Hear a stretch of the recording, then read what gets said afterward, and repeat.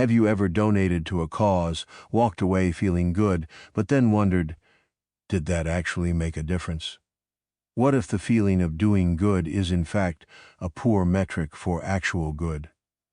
Today, we're tearing down the conventional wisdom of charity to explore a radical philosophy that promises to optimize your impact on the world, but at a price that might fundamentally challenge your understanding of morality itself. We're talking about Peter Singer and the demanding, often controversial world of effective altruism. This isn't just an academic debate. Effective altruism is a global movement influencing career choices, directing billions in donations, and reshaping how we think about our moral duties to strangers, even future generations. But does its relentless pursuit of the most good miss something vital about what it means to be human? Is doing good truly enough, or is there a more profound, perhaps uncomfortable, question we need to ask ourselves about how we do it? In this deep dive, we'll first unpack Singer's original, provocative arguments, then confront the often cold logic of maximized utility, scrutinize real-world examples, both triumphant and disastrous, and finally ask whether the relentless pursuit of efficiency overlooks the intrinsic value of good enough. Stay with me, because what you learn today could redefine your approach to helping others, and even yourself. Okay, so we've established that feeling good about our donations might be a faulty compass. Now, let's peel back the layers and confront the uncomfortable truth that Peter Singer laid bare decades ago, a truth that ignited the effective altruism movement. Imagine, if you will, walking past a shallow pond and seeing a child drowning. Without hesitation, you'd wade in and save them, even if it meant ruining your expensive shoes. Why? Because the moral cost of letting that child die far outweighs the monetary cost of your footwear. This thought experiment, deceptively simple, is Singer's foundational argument, and it radically reframes our moral obligations.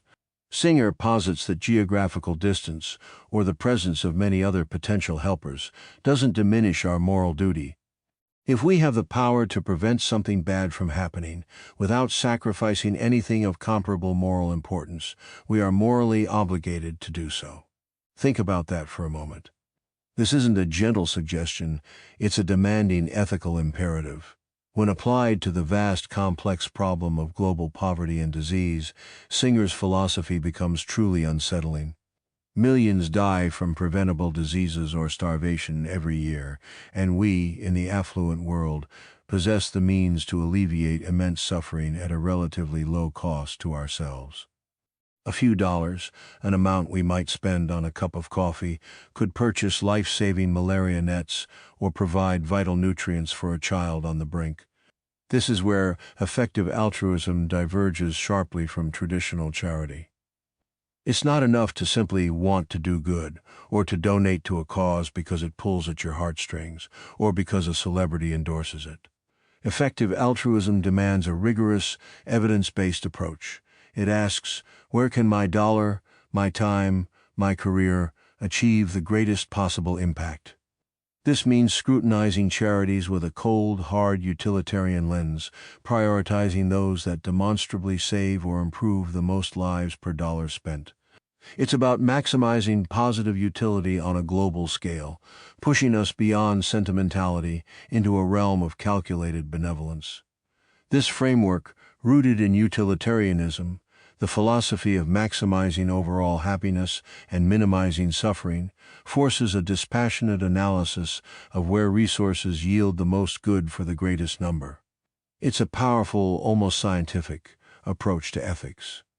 This perspective naturally invites a crucial debate.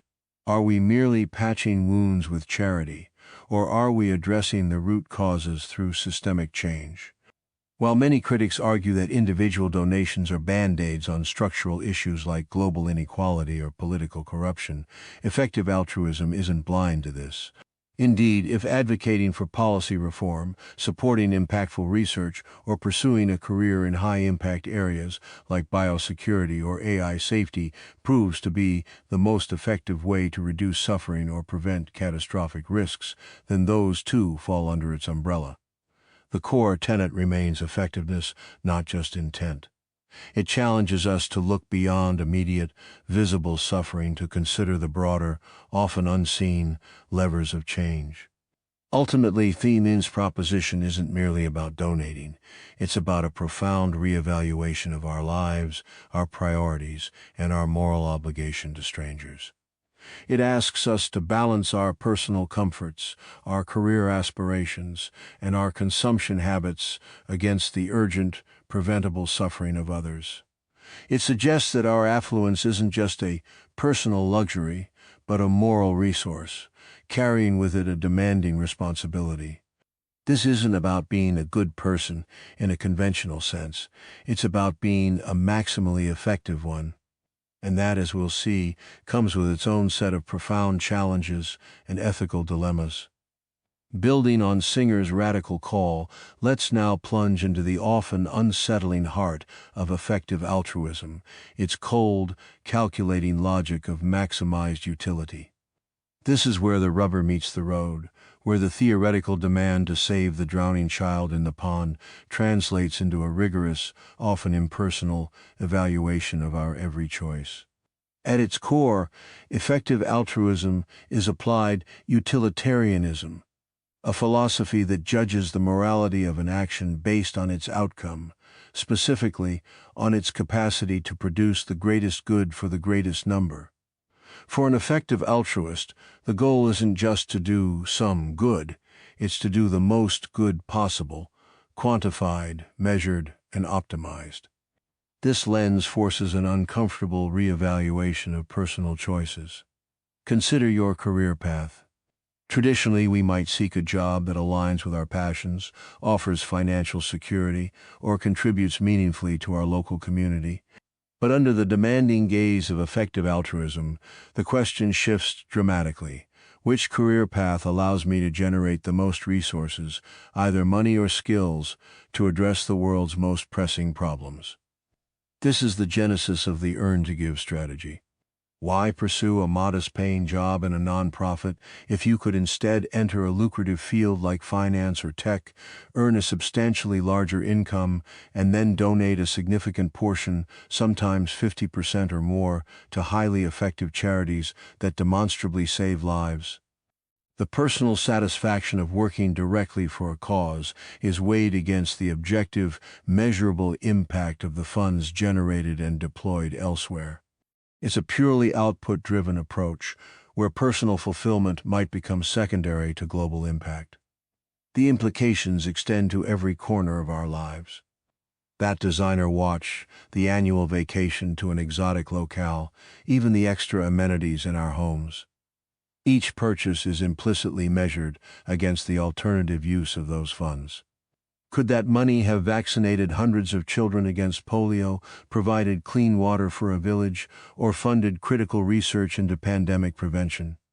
Singer's argument implies that if we can prevent suffering without sacrificing something of comparable moral importance, we are morally obligated to do so. For many, a luxury good, while providing pleasure, pales in moral significance compared to saving a human life. This isn't about shaming individuals, it's about systematically challenging our deeply ingrained consumer habits and the ethical justifications we construct around them. The moral obligation to the global poor is not a distant abstract concept, but a direct, quantifiable demand on our personal resources. However, this relentless pursuit of efficiency and maximal utility is not without its fervent critics. One common critique revolves around its perceived impersonality, even dehumanization. Does reducing human suffering to metrics and cost-benefit analyses strip away the inherent dignity and complexity of individual lives? What about the personal connections, the emotional resonance, and the immediate tangible impact of helping a neighbor or volunteering in your local community?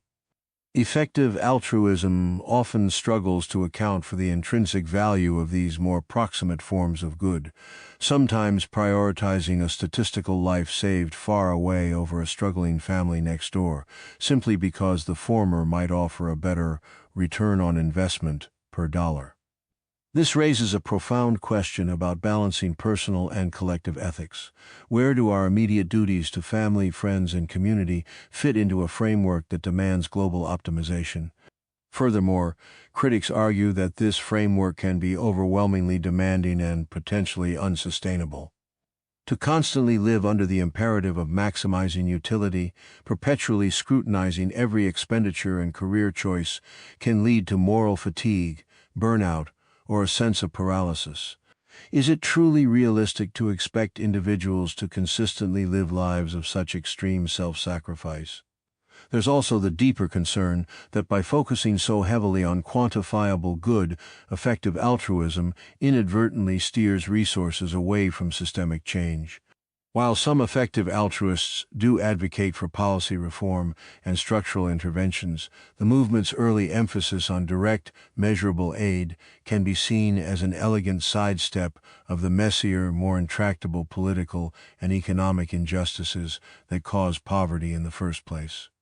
It's the difference between treating the symptoms and curing the disease, a tension that the movement continually grapples with. These are the uncomfortable questions that arise when a cold, hard logic is applied to the deeply human endeavor of doing good.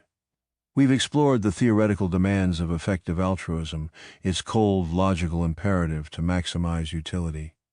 But what happens when these high-minded principles collide with the messy, unpredictable realities of the world? Now, let's examine effective altruism in practice, looking at both its undeniable successes and the controversies, even catastrophic failures, that have severely tested its core tenets and the very credibility of the movement. On the success side, the track record in global health and poverty alleviation is genuinely impressive. Organizations like GiveWell, a charity evaluator founded on EA principles, have meticulously researched and recommended interventions that offer incredible returns on investment. Consider malaria prevention. Distributing insecticide-treated bed nets, a relatively inexpensive intervention, has saved millions of lives. Deworming programs in developing countries, another EA favorite, drastically improve health and educational outcomes for children at pennies per child. Initiatives focused on vitamin A supplementation, childhood immunization, and providing clean drinking water have all been massively scaled up and supported by effective altruists precisely because their impact is quantifiable, evidence-based, and profound. These are not merely good intentions. These are direct, measurable reductions in human suffering on a global scale, fulfilling Singer's call to prevent something bad from happening when we have the power to do so. The data often speaks for itself, showing how carefully directed resources can achieve far more than traditional, less scrutinized, charitable efforts. However, the journey of effective altruism has been far from smooth sailing. The movement's inherent trust in quantitative analysis and the intelligence of its proponents has, at times, led to astonishing blind spots and spectacular downfalls. Perhaps the most glaring example, one that sent shockwaves through the entire effective altruism community, was the spectacular collapse of FTX, the cryptocurrency exchange founded by Sam Bankman-Fried, a self-proclaimed effective altruist. Bankman-Fried, advocating the earn-to-give strategy to an extreme, amassed billions, ostensibly to donate to high-impact causes. Yet his empire crumbled amidst allegations of fraud, mismanagement, and the misappropriation of billions in customer funds. This wasn't just a financial scandal, it was a profound moral crisis for effective altruism. It exposed the immense risk of prioritizing making money to do good without sufficient ethical oversight in the earning process itself. The idea that the ends justify the means became terrifyingly literal, leaving many to question whether a purely utilitarian framework can ever truly account for the foundational importance of honesty, integrity, and rule of law. Beyond the FTX debacle, other criticisms have emerged from within and outside the movement. The intense focus on long-termism, prioritizing the welfare of future generations, often through abstract risks like AI safety or biosecurity, has been critiqued for potentially diverting resources from immediate tangible suffering in the present.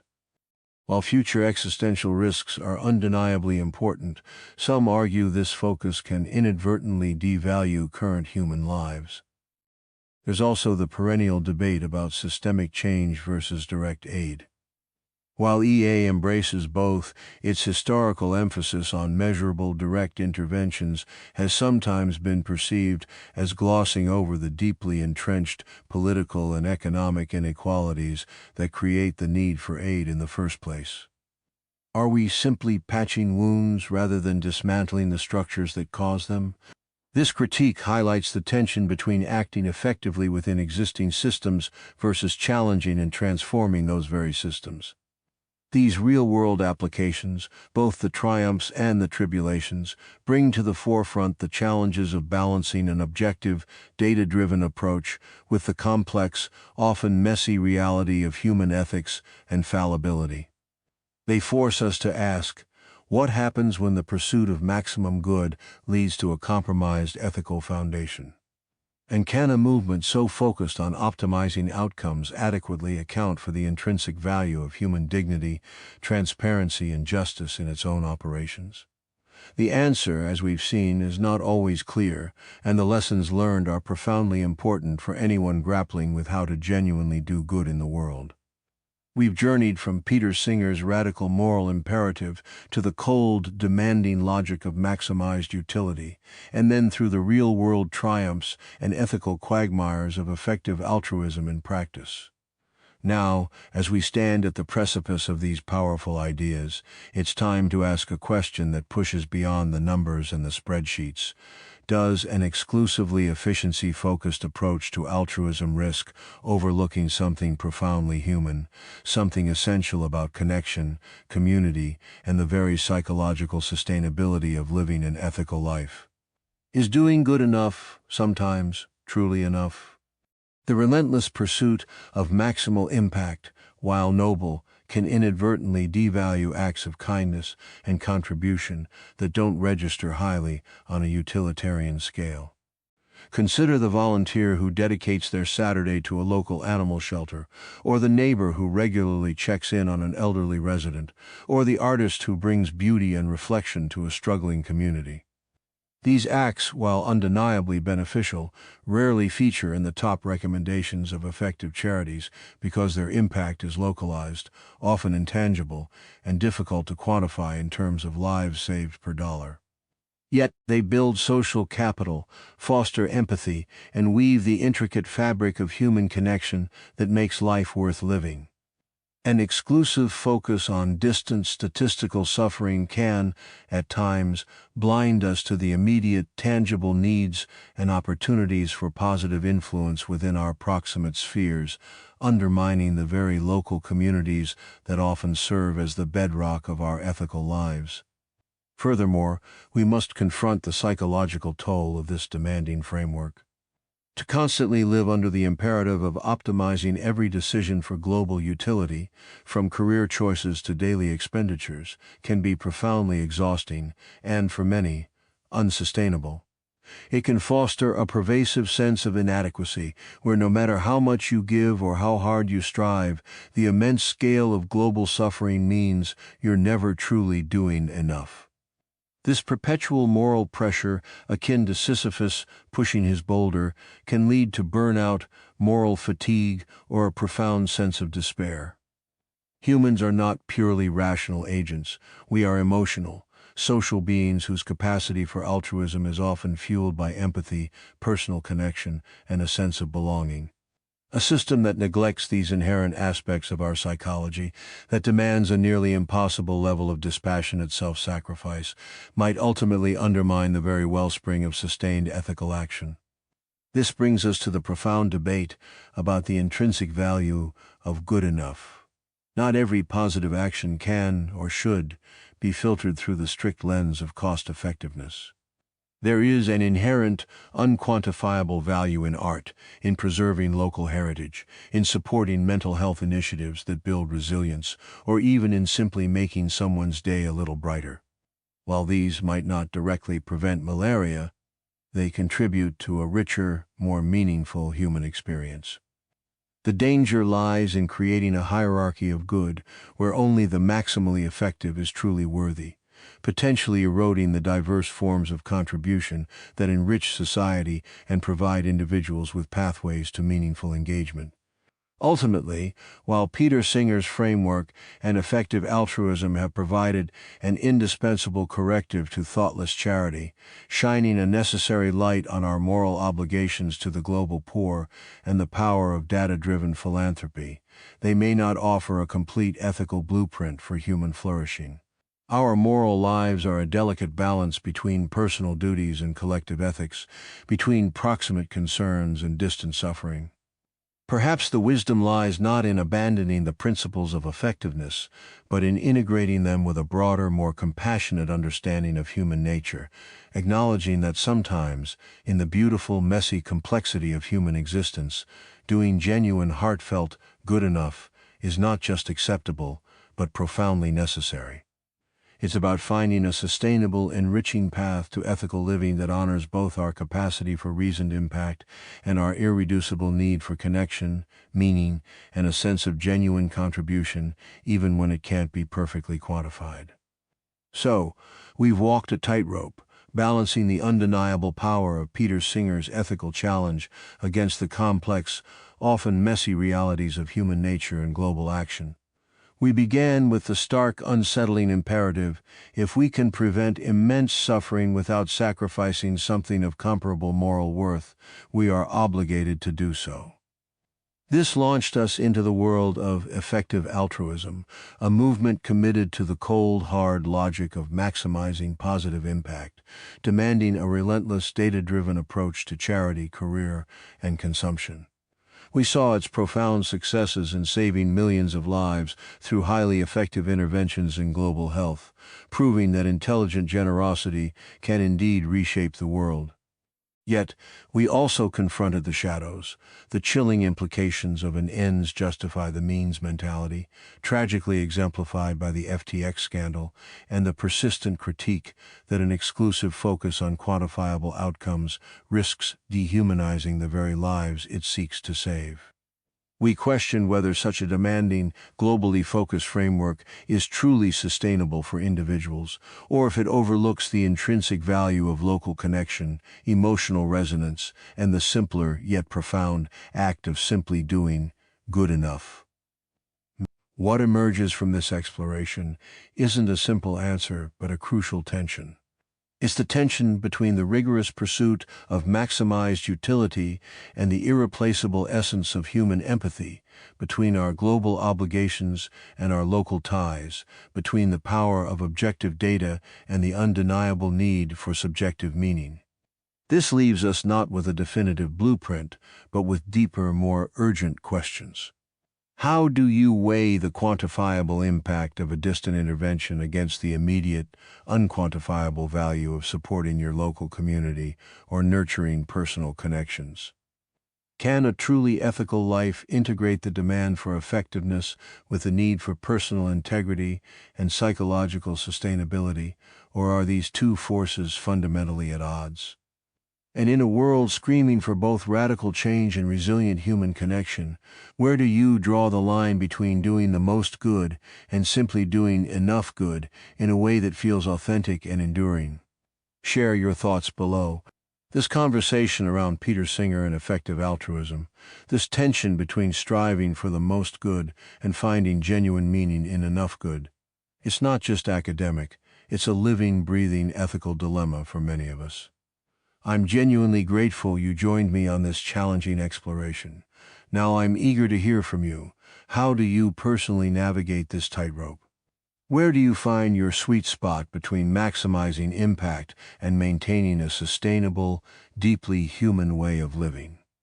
Your perspective adds so much to this dialogue, so please share your thoughts in the comments below. And if this journey prompted you to think differently, a quick like and a share really helps these vital discussions ripple further, and subscribing ensures you're always part of our ongoing quest to look beyond the surface.